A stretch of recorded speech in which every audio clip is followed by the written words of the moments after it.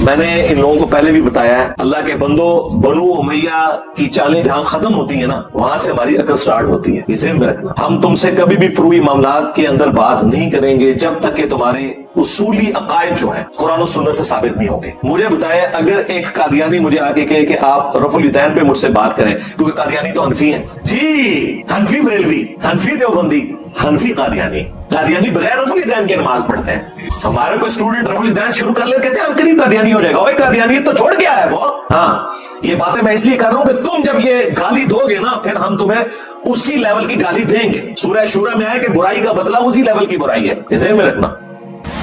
جاؤ ان کی عبادت گاہوں میں دیکھو نماز کس طریقے سے پڑھ رہے ہیں۔ ہمارے اسٹوڈنٹ تو بخاری مسلم میں جو رفع الیدین کے ساتھ طریقہ آیا اس کے مطابق نماز پڑھتے ہیں، جو سنت طریقہ ہے۔ قادیانی والی نماز تو تمہاری ہے۔ تو قادیانی کوئی آگے کہیں جی ہم ثابت کریں گے کہ رفع الیدین ختم ہو چکا ہے، تو انجینئر صاحب ہم سے بات کریں، ہم کہیں گے نہیں بھائی، تمہارے سے ہمارا اصل ایشو ختم نبوت کے اوپر ہے۔ تم رفع الیدین شروع بھی کر لو، تب بھی ہم تمہیں مسلمان نہیں مانیں گے جب تک کہ تم ختم نبوت کا عقیدہ درست نہیں کرتے۔ یہ اصولی بات ہے کہ نہیں؟ ایتھیسٹ سے ہمارا اصل اختلاف ایگزسٹنس آف گاڈ کے اوپر ہے۔ جب تک وہ خدا کو نہیں مانتے نا، ہم نے ان سے نہیں ڈسکس کرنا کہ نبی الاسلام کی 11 شادیاں کیوں تھی، نبی الاسلام نے جنگیں کیوں لڑی۔ یہ بات کی بات ہے۔ نبی الاسلام کی دنیا میں آنے سے پہلے بھی اللہ تھا، اللہ ہمیشہ سے ہے۔ اللہ ہے یا نہیں، گاڈ ہے یا نہیں، یہ اصل اختلاف ہے۔ آج میں ان دیوبندیوں کو بھی اور ان کے اس فرنٹ مین گول کیپر کو، مفتی طارق مسعود صاحب کو حافظہ اللہ تعالی، میں تو احترام سے ان کا نام لوں گا، اگرچہ میں ان کے اعصاب پہ سوار ہوں۔ پہلے وہ انجینئر صاحب کہتے تھے، اب وہ کہتے ہیں جی جیلم والی سرکار، اور کہتے ہیں یہ تو وہ شف سرکار سے بھی بڑی سرکار ہے۔ جی سرکار، میں آپ کے جتنے پرانے بزرگان دین ہیں نا، جنہوں نے اپنے ناموں کے کلمے پڑھائے ہیں، میں ان سے بھی بڑی سرکار ہوں، میں فکر رہا۔ 5 ریفرنسز میں دوں گا انشاءاللہ تعالی، اور پھر ہمارے اسٹوڈنٹس کا کام ہے کہ ان کی قبر تک کلپ جانے چاہیے جب تک یہ اپنی قبر میں نہیں پہنچ جاتے، کہ ان باتوں کو پہلے ثابت کرو کہ پھر آگے فروئی معاملات سٹارٹ ہو۔ اور ان کو پتہ ہے ان باتوں کا جواب نہیں۔ دیکھیں یہاں سے گئے ہوئے اسے 2-2.5 سال ہو چکے ہیں، کہتا میں بورے لے کے آیا تھا، آج تک وہ بورا کھول نہیں سکا کہ جس میں وہ دیوبند کے عقیدوں کا دفاع کر سکے۔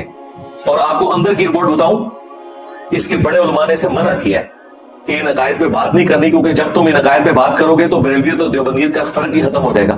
تم جن باتوں کے اوپر بریلویت کو گمراہ یا مشرک کہتے تھے، ہمارے بابے بھی وہی کام ڈال کے گئے ہوئے ہیں۔ یہ وجہ ہے کہ جواب نہیں دے رہا۔ یہ میں 5 حوالے رکھ رہا ہوں، اور قیامت تک کے لیے انشاءاللہ تعالیٰ ان کی آنے والی نسلوں کے لیے بھی ہے کہ وہ ان عقائد کو قرآن و سنت سے ثابت کریں۔ یہ نہیں کہنا کہ فلاں بزرگ کا بھی عقیدہ تھا، ان نسلیں دو ہیں۔ جب ہم قرآن و سنت کی روشنی میں حضرت علی کے دفاع میں حضرت معاویہ رضی اللہ تعالیٰ عنہ، حضرت مغیرہ ابن شعبہ رضی اللہ تعالیٰ عنہ، حضرت عمرو بن عاص رضی اللہ تعالیٰ عنہ سے اختلاف کر سکتے ہیں، تو اڈے بابے تھے شے کوئی نہیں، میرا نبی سا ہے ہی کوئی نہیں، تیرے بابے تھے شے کوئی نہیں۔ یہ 5 دلائل میں نے رکھ دیے جی، 5 دیوبندی عقیدے جو میں نے نہیں لکھوائے۔ نمبر 1 چشتی رسول اللہ، جو تھانوی صاحب نے دفاع کیا۔ نمبر 2 آل امداد رسالے سے تھانوی رسول اللہ۔ نمبر 3 نبی اسلام کی قبر مبارک کو عرش سے افضل کہا۔ نمبر 4 ہم بزرگوں کی قبروں اور سینوں سے فیض میں چوڑنے کے قائل ہیں۔ اور نمبر 5 نبی اسلام کی مبارک زندگی قبر کے اندر دنیا کی سی ہے۔ یہ 5 عقائد ہیں جو انہوں نے اس کے جواب میں کہنا تھا، اس کا جواب بھی میں نے پہلے ریکارڈ کروا دیا، اور جو میں نے کہنا ہے وہ بھی میں نے کہہ دیا۔ پیپر آؤٹ ہے نا جی، کھول بھائی مفتی ہوں بورے تو آنا نا، بورے نے مرے زندہ، بلکہ بریلویوں بھی نال بٹھا لو، آج کل ایک کو سارے اہل حدیثاں بھی بٹھا لو، کیونکہ وہ بھی گونگے شیطان بنے ہوئے ہیں۔ یہ تو صرف قاری خلیل نے ہمت کی ہے نا چشتی رسول اللہ پہ بات کرنے کی، وہ جو گلے پھاڑنے والے مولوی ہیں نا، وہ کبھی چشتی رسول اللہ پہ بات نہیں کریں گے، کیونکہ بینیفیشری ہیں ایک دوسرے کے۔ وہابیوں بھی نال ملا لو، شیعوں بھی ملا لو، اور ادھر جواب ویڈیو میں ریکارڈ کروا کے اپنی پبلک کو سیٹسفائی کر۔ یہ سب چیلنج کرتے ہیں، میں نے کبھی چیلنج نہیں کیا بھائی۔ میں نے ہمیشہ یہ کہا کہ چیلنج ہے تمہارے لیے کہ اپنی پبلک کو اس کا جواب دو۔ چیلنج یہ ہے کہ مجھے آ کے یہاں پہ تم موب اکٹھا کر لو۔ جب کوئی ایک صحافی اپنے facts and figure T V میں سامنے رکھتا ہے دوسرے صحافی کے لیے، تو کیا وہ صحافی جو ہے وہ بندے لے کے اس کے گھر پہنچ جاتا ہے کہ جی میں تو چیلنج دیتا تھا، میں جواب لے کے آ گیا، اور جواب تو ریکارڈ کرا۔ ریکارڈ کوئی نہیں، صرف لڑائی جھگڑا ہے۔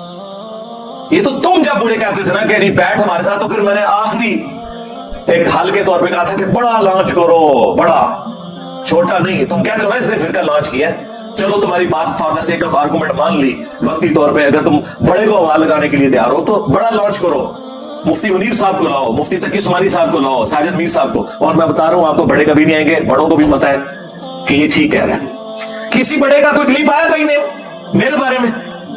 क्यों नहीं आ रहा? आप खुद सोचें। छोटा कोई बचा नहीं है और बड़े खामोश हैं अभी तक। इशारे किनायों में बात करते हैं, मेरा नाम लेके कोई बात भी नहीं करते। उन्हें पता है सही बातें कर रहे हैं। क्यों? मैं बरेलवियों के बारे में जो कुछ कह रहा हूं, देवबंदी पहले ही मानते हैं कि इंजीनियर साहब ठीक कह रहे हैं इनके बारे में, और मैं जो देवबंदियों के बारे में कहता हूं, बरेलवी पहले ही कहते हैं कि ठीक कह रहे हैं। तो अब मुझे बताइए किस तरह के, जैसे वो कहेंगे ना तो फिर मैं तो पकड़ दूंगा कि हाँ भाई आ जाओ, आधी बात मान ली, अब आधी भी मान। तो ये वजह है, ये कभी भी नहीं आएंगे। तो ये पूरा सिनेरियो था, इसने पकड़ के क्लिप बना दिया कि इंजीनियर साहब रुजू रिकॉर्ड करवाए, लोगों के इत्काफ खराब कर रहे हैं।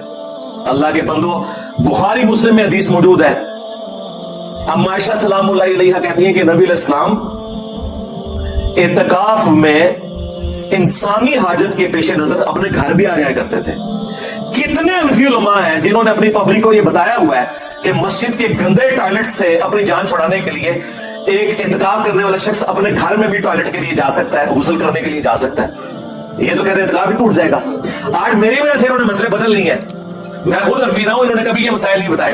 तो ये भी इंसानी आदत थी कि बीवी मिलने आई और अमन का कोई खतरा है या रात गुब अंधेरा है तो नबी इस्लाम छोड़ने आए, और बीवियां एक से ज्यादा आई थी, छोड़ने एक हो गए। और उसमें अल्फाज है, उनका घर उसामा बिन जैद की हवेली में था, वो वहां पे नहीं था, इसलिए उनको जाना पड़ा। तो ये जो किसने ये बात की थी, तो मैंने इसलिए इतनी लंबी बात की कि